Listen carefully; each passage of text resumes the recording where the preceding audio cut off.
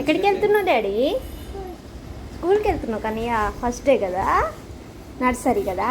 నువ్వే క్లాస్? నువ్వే క్లాస్?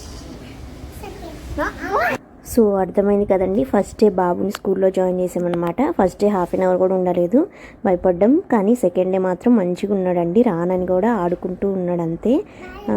చాలా హ్యాపీగా అనిపించింది. ఫైనల్లీ ఇదిగోండి స్కూల్కి వచ్చేసామన్నమాట. అసలు లోపలికే వెళ్ళట్లేదు. ఫస్ట్ డే రోజు కొంచెం నర్వస్గా ఫీల్ అవుతారు కదా, నా దగ్గరే ఉన్నాడు అనమాట. ఒక హాఫ్ అన్ అవర్ మాత్రమే స్కూల్లో ఉన్నాడు.